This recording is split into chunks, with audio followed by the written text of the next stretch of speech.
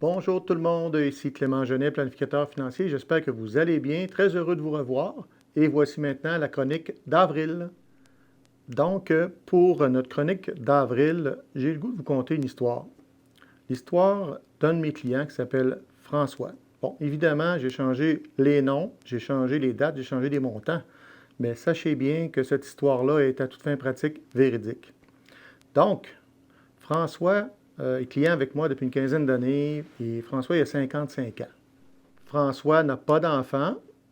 Il a cependant sa mère qui est encore vivante, qui a 90 ans, et il a aussi un frère vivant.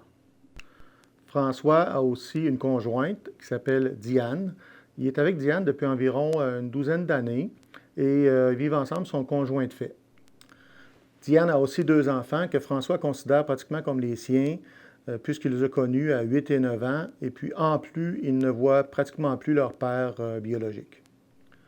Diane et François ont aussi une maison commune qui vaut 300 000, puis ils viennent de la payer, de finir de la payer il y a à peine quelques mois. Et François, de son côté, a des REER pour environ 350 000 $. En fait, c'est le REER collectif de son employeur. François est un grand amateur de moto. Il a une super belle moto qu'il a achetée depuis 2 ans environ. Et puis, le 10 septembre 2020, il est parti pour aller faire une run en moto. Et puis, il n'est jamais revenu. Parce qu'il a fait un accident mortel. Écoutez, il est mort 2 jours après à l'hôpital. Donc, aucune chance. François, c'est un gars enjoué, il aimait beaucoup la vie, mais en même temps, c'est un gars pragmatique, rigoureux, discipliné, bien qu'il se permettait des voyages. Il avait quand même réussi à ramasser 350 000 de REER à 55 ans et finir de terminer de payer sa maison, finalement, à 55 ans, ce qui est une bonne chose. Mais le seul petit hic dans tout ça, c'est que François n'avait jamais fait de testament. Alors, la question quiz, c'est: combien croyez-vous que Diane a reçu d'héritage quand la succession a été terminée? Je vous laisse y réfléchir. La réponse, c'est rien. Donc la réponse, c'est 0. Diane n'obtiendra aucune somme d'argent de la succession, malgré qu'elle était conjointe de François. Comme François n'avait pas de testament, il s'agit ici d'une succession légale, une succession ab intestate. Et ça nous renvoie au Code civil, lequel ne consent aucun droit à la succession pour un conjoint de fait, conjoint non légal. Bon, moi, je ne suis pas dans le secret des dieux, bien sûr, mais je connais assez ces gens-là pour présumer que François voulait léguer la totalité de ses avoirs à Diane et aux enfants. J'en suis presque persuadé. Mais le Code civil est très clair là-dessus. En l'absence de conjoint légal, légal entre guillemets, ce sont, dans ce cas-ci, dans le cas qui nous préoccupe, la mère et le frère de François qui hériteront de la totalité de ses avoirs.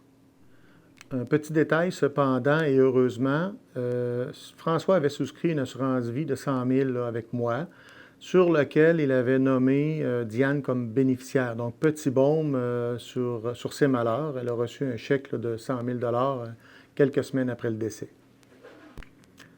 Je peux vous dire que le décès de François, tragiquement comme ça, m'a fortement ébranlé.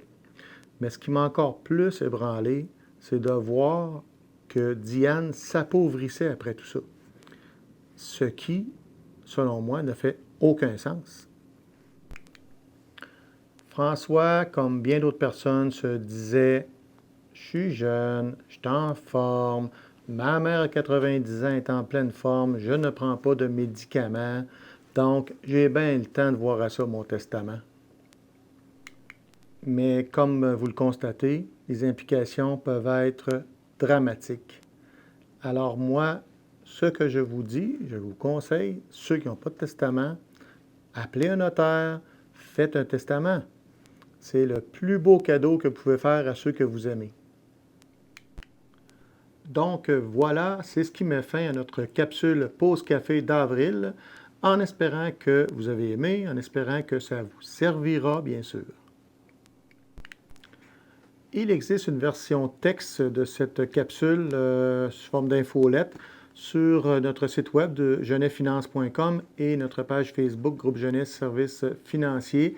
Donc, une chronique qui est un petit peu plus exhaustive où vous trouverez un tableau aussi comme celui-ci, en fait, qui explique les tenants et aboutissants d'une succession sans testament. Donc, dépendant si vous avez des frères, des sœurs, des parents, des conjoints, enfants, etc.